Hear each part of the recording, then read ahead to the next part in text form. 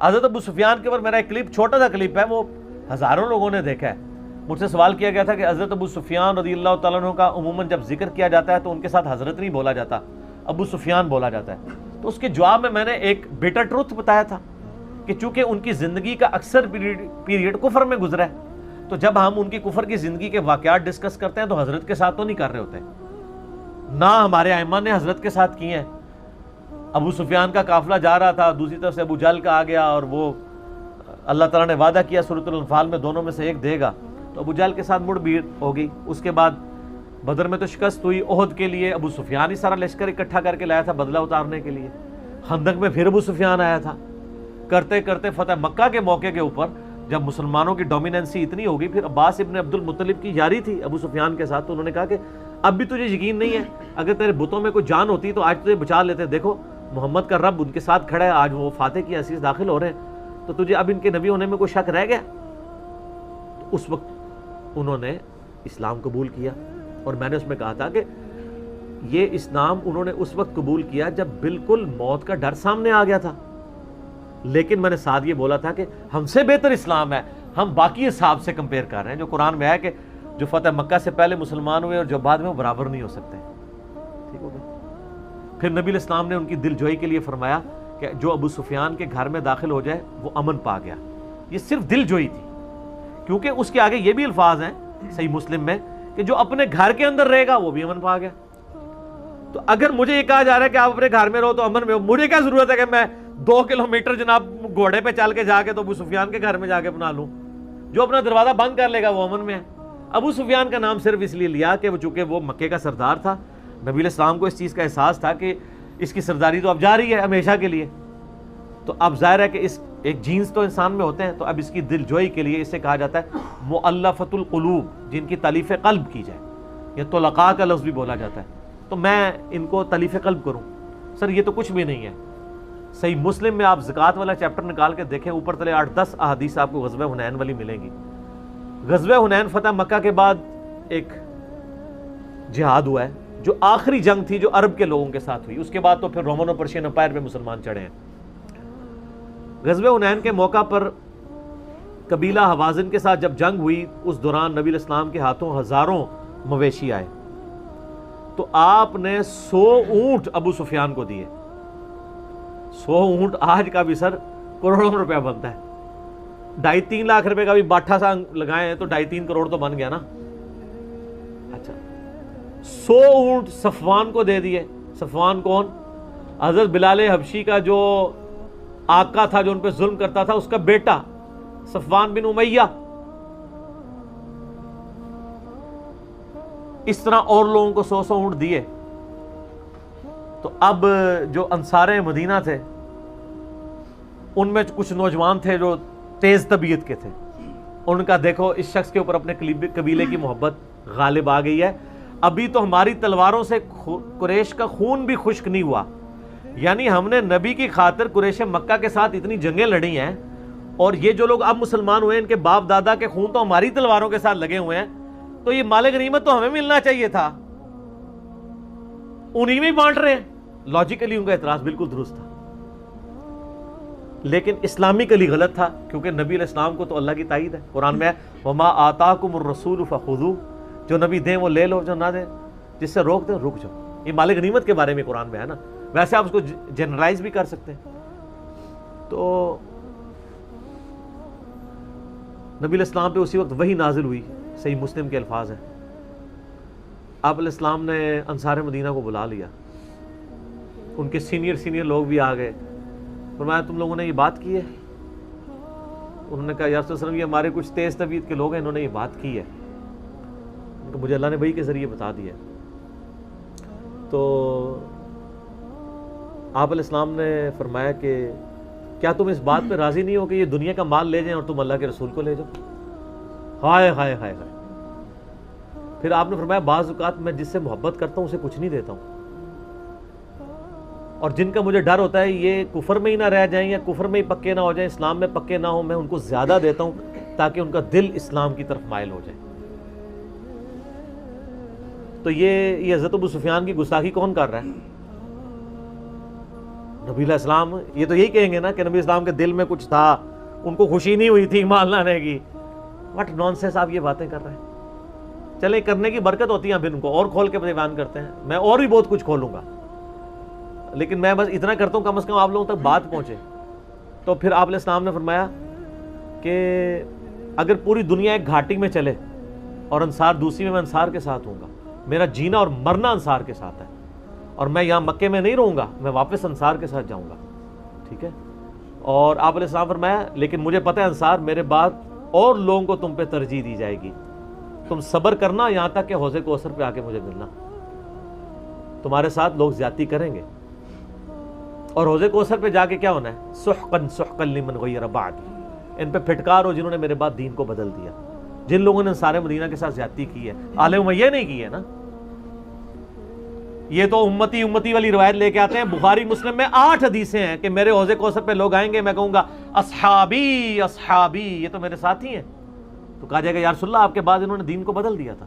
اب میں نہیں بتاتا وہ لوگ کون ہیں, جنرل تو میں آپ کو بتا دیتا ہوں کہ نبی علیہ السلام کی مبارک زندگی کے فوراً بعد جو لوگ منکرین زکوٰۃ بن گئے, مسلمہ کذاب کے ساتھ مل گئے, عرب قبائل, بخاری میں آتا ہے مرتد ہوئے. تو مرتد کون ہوتا ہے؟ جو نبی کی زندگی میں مومن ہو, اور جو نبی کی زندگی میں مومن ہو وہ کون ہوتا ہے؟ صحابی ہوتا ہے. قانوناً وہ صحابی تھے, لیکن بعد میں پھر اہل سنت کے ہاں ڈیفینیشن وہ کہتے ہیں نہیں صحابی اس طرح نہیں ہوتا, کچھ عرصہ رہ بھی رہا ہو, پھر مرتے دم تک ایمان پہ بھی قائم رہے, پھر یہ ہو. لیکن سر یہ تو بعد کی ڈیفینیشن ہے, جب وہ ہوا تھا اس وقت تو صحابی بن گیا تھا نا, بعد میں مرتد ہوا نا, اس وقت تو ڈیفینیشن میں آ گیا, اور وہی اصحابی اصحابی. اچھا تو آپ علیہ السلام نے فرمایا کہ تم اللہ کے رسول کو لے جاؤ. تو انہوں نے کہا یا رسول اللہ واللہ ہم اللہ کے رسول کے اوپر خوش ہیں, ہمیں مال نہیں چاہیے, اور اللہ اور اس کا رسول ہمارا عذر قبول کر لیں. تو آپ فرمایا اللہ اور اس کا رسول تمہارا عذر قبول کرتے ہیں, یہ تم نے جو کچھ بات کی تھی وہ عذر ہم قبول کرتے ہیں. یعنی اعتراض تو جینوئن تھا, لیکن نبی کے اوپر نہیں کرنا چاہیے تھا, جذبات کے اندر ہوا. اس میں کوئی اسلام سے, نبی الاسلام سے نفرت نہیں تھی, بلکہ یعنی نبی الاسلام نے جو تعلیمات سکھائی تھی اسی کی روشنی میں انہوں نے ایک عدل کے اعتبار سے ڈیمانڈ کی. تو پھر نبی الاسلام نے کلیریفیکیشن دے دی کہ بھئی اس لیے کرتا ہوں تاکہ ان کا دل اسلام کے اوپر ٹھک جائے. اور اس سے بھی بڑھ کے آپ دیکھیں, صحیح مسلم میں ایک حدیث ہے, آپ صحیح مسلم میں چیپٹر نکالیں حضرت ابو سفیان والا, ایک ہی حدیث ہے اس کے اندر. حضرت ابو سفیان کی فضیلت میں یہ ایک حدیث آپ کو ملے گی صحیح مسلم کے اندر. اس میں ملے گا کہ حضرت ابو سفیان جب اسلام قبول کر لیتے ہیں فتح مکہ کے موقع پر, تو نبی الاسلام سے آ کے ریکویسٹ کرتے ہیں یا رسول اللہ صلی اللہ علیہ وآلہ وسلم, مسلمان تو نہ مجھے اچھی نظر سے دیکھتے ہیں نہ میرے پاس بیٹھتے ہیں. یہ مسلمان انجینئر صاحب کی ویڈیوز نہیں دیکھتے تھے. یہ کون مسلمان تھے؟ صحابہ کرام. کیوں نہیں تھے بیٹھتے؟ بھئی ایک دن میں تو کسی کے دل میں کسی کے لیے محبت تو نہیں آ سکتی نا. جب آپ نے کئی سال پوری زندگی اس کے ساتھ لڑائیاں کی ہوں 22 سال تک, اچانک وہ کلمہ پڑھ لے تو آپ کو پھر ہضم بھی نہیں ہوتا. اور میرے نزدیک اسی موقع پہ وہ حدیث بھی ہے مسلم شریف کی کہ حضرت بلال حبشی, حضرت صہیب اور سلمان فارسی تینوں زہد کے امام بیٹھے ہوئے ہیں, اور ابو سفیان وہاں سے گزرتا ہے. تو وہ کہتے ہیں کہ ابھی تو ہماری تلواروں نے اللہ کے دشمن سے اپنی دشمنی وصول یعنی اس کا بدلہ نہیں اتارا. تو حضرت ابوبکر وہاں سے گزرے ہوتے ہیں. حضرت ابوبکر کہتے ہیں تم مکے کے سردار کے بارے میں ایسی لینگویج تو نہ استعمال کرو.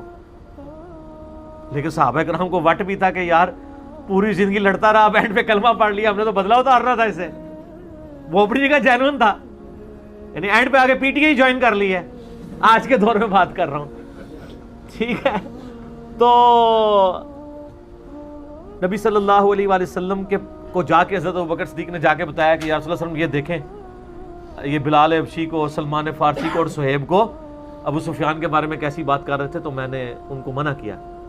تو آپ علیہ السلام نے حضرت ابوبکر کو الٹا ڈانٹ دیا. آپ نے فرمایا تم نے ان کے دل دکھا دیے.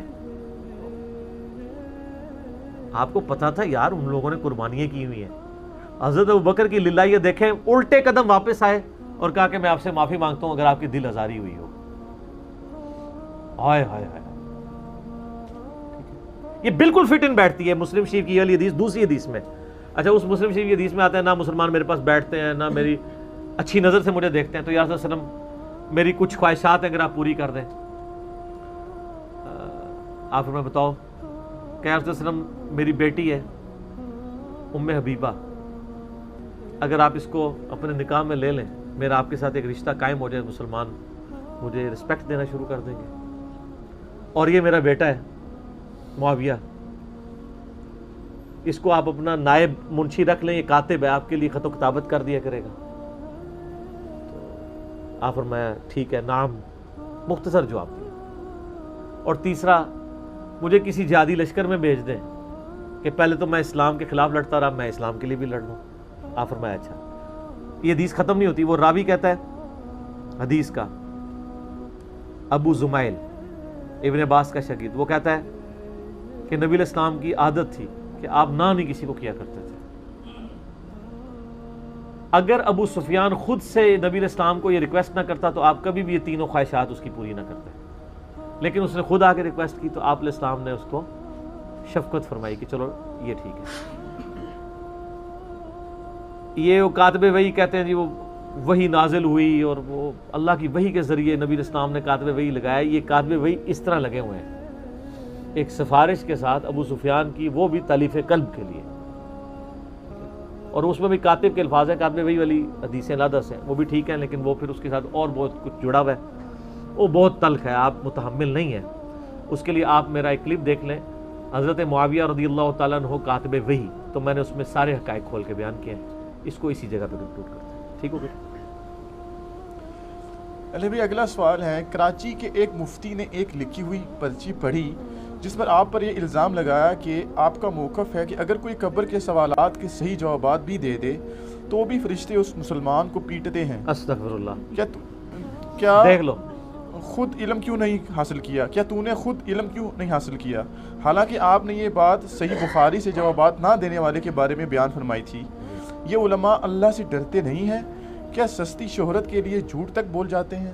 جھوٹ تو بہت چھوٹی چیز ہے، یہ تو بہتان بھی لگا دیتے ہیں کسی کے اوپر، اور اس کی وہ پلی لیتے ہیں صحیح بخاری مسلم کی حدیث کی کہ جنگ دھوکے کا نام ہے، اور وہ یہ سمجھ ہوتے ہیں ہمارے ساتھ ان کی جنگ ہے۔ ہمارے ساتھ کسی کی کوئی جنگ نہیں ہے، آپ ہمارے بھائی ہیں، ہم آپ کے پیچھے نمازیں پڑھتے ہیں، آپ کی مسجدوں میں چندے دیتے ہیں، ٹھیک ہے؟ آپ لوگوں کو تو توفیق نہیں ہوگی کہ ایک فرقے کا دوسرے کے فرقے میں چندہ دے جائے، ٹھیک ہے؟ تو یہ سب کچھ جو ہے نا وہ اپنے فرقے کی بچاؤ مہم۔ اور یہ دیکھ لیں، یہ کلپ جو اس نے چڑھایا اس میں اس نے ایک لفظ استعمال کیا ہے میرے بارے میں، وہ میں نے کلپ دیکھا کہ باولا ہوا ہے۔ تو باولا کہتے ہیں پاگل کو، عموماً ہم تو کتے کے لیے یہ ٹرم استعمال کرتے ہیں، کراچی میں ہو سکتا ہے ویسے بھی پاگل کے لیے استعمال ہوتی ہو، اور ظاہر ہے یہ ٹرم استعمال کرنا کوئی مسئلہ نہیں ہے کیونکہ ان کے بزرگ بھی یہی ٹرم استعمال کرتے تھے۔ انہوں نے اعلیٰ حضرت کو کہا ہے المفند، المحند علی المفند، ہند کی تلوار ایک سٹھیائے ہوئے بابے کے اوپر۔ تو ان کے بزرگوں کا تقیہ کلام ہے کسی کو باولا کہنا، ویسے کہتے ہیں ہماری میٹھی زبان ہے، اعلیٰ حضرت کو انہوں نے المفند کہا ہے، ٹھیک ہے نا؟ تو اور اس میں جو کچھ لکھا ہے ماشاءاللہ کہ بھی احمد بریلوی ان کی پوری جماعت ایک شیطانی لشکر ہے جو ہم پہ حملہ آور ہو گیا، ٹھیک ہے؟ تو ان کی زبان ہے، تو وہ کہتے رہے۔ اس کلپ کے لیے اتنا ہی کافی ہے۔ اس کلپ کے نیچے مفتی صاحب کو جو ان کے اپنے لوگوں نے نیچے جواب دے دیا نا کہ آپ خدا کے لیے پرچیاں پڑھنے سے پہلے نا کلپ بھی دیکھ لیا کریں کہ علی بھائی نے بات کیا کی ہوئی ہے۔ آپ لوگوں کی ہنسی یہ بتا رہی ہے کہ کوئی پاگل آدمی ہوگا جو یہ بات کرے گا کہ سوالوں کے جو جواب بھی دے دے اس کی بھی پھینٹی لگے گی۔ مجھے پھینٹی لگوانے کا شوق ہے، میں نے کیوں یہ بات کرنی ہے؟ وہ تو بات ہی بالکل ڈیفرنٹ ہے۔ وہ میں نے صحیح بخاری سے، بڑی مشہور حدیث ہے، میرے ایک یوٹیوب پہ کلپ ہے، بہت وائرل ہوا ہے، قبر کے 4 سوال، 3 نہیں 4، 3 تو سوال ہے نا اور چوتھا اس کی جان ہے۔ وہ صحیح بخاری میں بھی حدیث موجود ہے اور ابو داؤد کے اندر بھی موجود ہے، دونوں کو ملا کے میں وہ آپ کو بیان کرتا ہوں۔ بخاری شریف میں جو 1374 نمبر حدیث ہے انٹرنیشنل نمبر کے مطابق کتاب الجنائز چیپٹر میں، اس میں آتا ہے کہ جب منافق شخص سوالات کے جوابات نہیں دے پاتا، منافق سے مراد آپ یہ نہیں سمجھیں کہ منافقین مدینہ، مراد یہ کہ جو مسلمانوں میں سے بھی ہے، تو وہ سوال کے جوابات میں کہتا ہے لا ادری لا ادری، مجھے کچھ پتا نہیں، مجھے کچھ پتا نہیں، ٹھیک ہے؟ اور وہ اینڈ پہ یہ کہتا ہے کہ جی میں تو وہی کہتا تھا جو لوگ کہا کرتے تھے، یعنی میں سنا کہ اگر میں قادیانی ہوں، گھر پیدا ہوا تھا تو میں قادیانی تھا، میں نے کبھی کوشش ہی نہیں کی۔ تو فرشتے اسے کہتے ہیں لا دریتا ولا تلیتا، اس کے 2 ترجمے کیے گئے، تو نے خود سمجھنے کی کوشش اور خود چلنے کی کوشش کیوں نہیں کی حق کے راستے کو فالو کرنے کی؟ اور ایک ترجمہ یہ بھی بنتا ہے کہ تو نے خود سمجھنے کی اور جو لوگ سمجھ کے راستے پہ چل رہے تھے ان کو فالو کرنے کی کوشش کیوں نہیں کی؟ دونوں ترجمے بیک وقت درست ہیں. بل دیوبندیوں نے یہ ترجمہ کیا کہ تو نے خود سمجھنے کی اور حق کو فالو کرنے کی کوشش کیوں نہیں کی؟ کیونکہ یہ جو تلاوت فالو کرنے کو بھی کہہ رہے ہوتے ہیں نا, تلیتا کا لفظ بھی ہے, تو اس پہ یعنی میں نے اس کے بارے میں کہا تھا جس نے خود سمجھنے کی کوشش نہیں کی, اس کو پھینٹی لگے گی. اس میں آگے الفاظ ہیں کہ پھر اسے فرشتے ایک ہتھوڑا مارتے ہیں اور اس کی چیخ و پکار جن و انس کے علاوہ تمام مخلوقات سنتی ہیں, اگر وہ سن لیں تو وہ بے ہوش ہو جائیں لوگ. اور ابو داؤد میں حدیث ہے کہ اس سے پہلا سوال ہوتا ہے من ربو کا, وہ کہتا ہے ربی اللہ جو مومن ہے. ما دینوں کا, وہ کہتا ہے دین الاسلام. پھر اس سے نبی الاسلام کے بارے میں پوچھا جاتا ہے کہ ما کنت تقول فی حق ھذا الرجل, اس مرد کے بارے میں تیرا کیا عقیدہ ہے؟ الذی بعث فیکم, جس کو تم میں مبعوث کیا گیا تھا تم میں. تو وہ کہتا ہے ہوا محمد رسول اللہ, وہ تو اللہ کے رسول محمد تھے. وہ بریلوی کہتے ہیں نا کہ نبی علیہ السلام قبر میں آ جاتے ہیں, اور دیوبندی کہتے ہیں آپ کی شکل دکھائی جاتی ہے, دونوں ہی غلط کہتے ہیں. وہ کہتے ہیں پھر کیوں پوچھے اس مرد کے بارے میں؟ اس میں الفاظ ہے الذی بعث فیکم, اس مرد کے بارے میں پوچھ رہے ہیں جو تم میں آیا تھا. اگر وہ سامنے موجود ہوتے تو جواب پتہ کیا کہتا؟ وہ کہتا ھذا محمد رسول اللہ, وہ کہتا ہے ہوا محمد رسول اللہ. تھرڈ پرسن میں بات کر رہا ہے, وہ تو محمد رسول اللہ تھے. یہاں ہوتا تو کہتے یہ ہیں ھذا, وہ کہتے ہیں ھذا کا سیگا, تو ھذا کا جواب بھی تو آگے دیکھیں. وہ عربی اسلوب ہے الذی بعث فیکم. جس طرح کہ صحیح بخاری میں آتا ہے جب عبداللہ بن عمر نے یزید کی بیعت کر لی تھی تو انہوں نے کہا کہ میں نے حاضر رجل کی بیعت کی ہے جو شام میں بیٹھا, حالانکہ وہ خود مدینے میں تھے, وہ شام کو حاضا کہہ رہے تھے 40 دن کی مسافت پہ. تو مراد یہ جس کو ڈسکس کیا جا رہا ہے, حاضا سے مراد فزیکلی پریزنس نہیں ہے. کئی مدنی پھول میں ساتھ بتا دیتا ہوں آپ کو عقیدوں کے بھی, تاکہ کلیئر ہو جائے. تو جب تینوں سوالوں کے جواب دیتا ہے نا تو فرشتے کہتے ہیں تو یہ چیزیں کیسے معلوم ہوئی؟ قبر کا چوتھا سوال, اسی میں تو قیامت مضمر ہے. وہ کہتا ہے کہ میں نے کتاب اللہ پڑھی تھی, میں نبی علیہ السلام پر اللہ پر ایمان لایا اور میں نے ان کے سچ ہونے کی تصدیق کر دی. تو اس پہ میں نے بتایا تھا کہ اگر آپ کتاب اللہ نہیں پڑھیں گے, اس پہ عمل نہیں کریں گے, اس کا ترجمہ نہیں سیکھیں گے, تو آپ کس طرح قبر کے سوالات کے جوابات دیں گے؟ تو ابو داؤد میں یہ حدیث تھی. میں نے کبھی یہ نہیں کہا کہ جو جواب دے دے گا اس کی پھینٹی لگے گی. اچھا یہ بغیر ٹکٹ کے یہ سارے کرتے ہیں مولوی میرے ساتھ, صرف دیوبندی نہیں کر رہے ہیں, بریلوی بھی, اہل حدیث بھی, شیعہ بھی, یعنی وہ پرچیاں پڑھ رہے ہیں. اور اگر یہ کہہ رہے ہیں پرچی کسی نے لکھ کے دی ہے, سر مجھے کوئی لاکھ پرچیاں لکھ کے دینا کسی کے بارے میں, کبھی آپ نے دیکھا کہ میں نے جھوٹا الزام لگایا ہو جب تک میں خود دیکھ نہ لوں؟ صحیح بخاری و مسلم حدیث ہے کہ اس شخص کے جھوٹا ہونے کے لیے کافی ہے کہ ہر سنی سنائی بات کو بغیر تحقیق کے آگے کر لے. کیوں یہ پرچیاں بن کے جھوٹ بولتے ہیں؟ صرف اس لیے تاکہ اپنی پبلک کو, یعنی اپنی پبلک کو نہ ایک میسج دے دیں کہ یہ تو یہ اس طرح کی باتیں کرتا ہے, اور نیچے دیکھ لیں وہ اندھے مقلد لگے ہوئے ہیں کہ ہاں واہ مفتی صاحب نے بہت پیاری بات کی ہے, کیسے ہو سکتا ہے؟ اوہ میرا کلپ بھی تو دیکھ لو, میں گل کیتی ہے. خام خواہی بغیر ٹک ٹو چار پڑھتے ہو, اور دیکھیں ہر دوسرے کلپ کے اندر میرا نام لکھ کے چڑھا رہے ہوتے ہیں, پھر ہمیں مجبوراً بعض کا جواب دینا پڑتا ہے. فتح مکہ کے موقع پر محبوب اللہ صلی اللہ علیہ وسلم نے حضرت ابو سفیان رضی اللہ تعالیٰ عنہ کے گھر میں داخل ہونے والے کو امن میں کہا تھا کہ وہ امن میں ہے. اب کسی اور قبیلے کا ذکر نہیں ہے یا اس کے گھر کا ذکر نہیں ہے, یہ خصوصیت بنو امیہ کے لیے کیوں تھی؟ یہ بنو امیہ کے لیے اس لیے خصوصیت تھی کہ بنو امیہ حکمران تھے مکے کے نا, اور ظاہر ہے پوری زندگی نبی علیہ السلام کے ساتھ جنگ اسی قبیلے نے کی ہوئی تھی. ابو جہل تو بدر میں مارا گیا تھا, اس کے بعد جتنی جنگیں ہیں وہ ابو سفیان کی سرکردی میں لڑی گئی تھی. تو ابو سفیان نے فتح مکہ پہ حضرت عباس ابن عبد المطلب کے مشورے پہ اسلام قبول کر لیا. اس کو نظر آ گیا کہ میری شکست ہو جائے گی. عباس کے ساتھ اس کی پرانی یاری تھی, تو حضرت عباس نے کہا میں تیری سفارش کرواتا ہوں, تو کلمہ پڑھ لے, مسلمان ہو جا, تو مقابلہ نہیں کر سکتا. اس کو بھی نظر آ گیا تھا, وہ ایک جس کو کہتے ہیں نا فیس سیونگ چاہتا تھا, کلمہ پڑھ لیا, مسلمان ہو گیا. اب چونکہ ایک اس قبیلے کے سردار کے ساتھ آپ کا یہ معاہدہ ہوا تھا نا, اس نے کلمہ, اور وہ مکے کا سردار بھی تھا, تو جب مکے کے سردار نے کلمہ پڑھ لیا تو میں نے بتایا نا اس وقت سردار کا مطلب ہوتا تھا پورا قبیلہ ہی مسلمان ہو جاتا تھا. اذا جاء نصر اللہ والفتح ورأیت الناس يدخلون فی دین اللہ افواجا, الا یہ کہ بیچ میں کچھ باغی لوگ تھے وہ تو بھاگ بھی گئے نا. صفوان تھا, جیسے اکرمہ تھا, بعد میں الحمدللہ یہ بھی مسلمان ہو گئے. عمر سیریز میں تو سر سب کچھ فلمایا. جی جی میں صفوان سوچ رہا ہوں تو حضرت صفوان مجھے نظر آ رہے ہیں اس وقت کہ وہ جناب حبشہ کی طرف بھاگ رہے تھے اس ساحل کے اوپر. ٹھیک ہے, تو پیچھے سے جا کے وہ صحابی ان کو کہتے ہیں کہ اپنے آپ کو ہلاک نہ کرو, محمد کو غلبہ ہوا تو یہ ملک تمہارا ہی ہوگا. ٹھیک ہے نا, کیونکہ قریش کا غلبہ جو ہے وہ تمہارا غلبہ ہے. تو ان لوگوں نے بعد میں کلمہ پڑھا, تو وہ چونکہ ابو سفیان کے ساتھ آپ کا معاہدہ ہوا تھا, ابو سفیان رضی اللہ تعالیٰ عنہ کو پھر پروٹوکول دیا گیا نا کہ ایک سردار مکہ نے اسلام قبول کیا تو کہا کہ اس کا گھر بھی امن والا گھر ہے. بنو امیہ سے ہمیں کوئی چڑ نہیں ہے, یعنی ہم تو کئی بنو امیہ کے لوگوں کو بہتر سمجھتے ہیں بنو ہاشم کے لوگوں سے بھی, ان لوگوں کو جنہوں نے جنگ صفین میں مولا علی کا ساتھ دیا ہے حضرت معاویہ کے خلاف. ایک طرف عقیل بن ابی طالب تھے جو حضرت معاویہ کے ساتھ جا کے مل گئے تھے دنیا کی محبت میں. میں نے مسلم شریف سے بتایا کہ ان کی کیا مینٹلٹی تھی. اور دوسری طرف کئی اموی تھے جو حضرت علی کی فوج میں لڑ رہے تھے. ٹھیک ہے نا جی. تو بنو امیہ, پھر حضرت عثمان, ان سے بڑا کون ہو سکتا ہے؟ ہمیں ان سے محبت نہیں کیا, وہ بھی تو بنو امیہ میں سے تھے.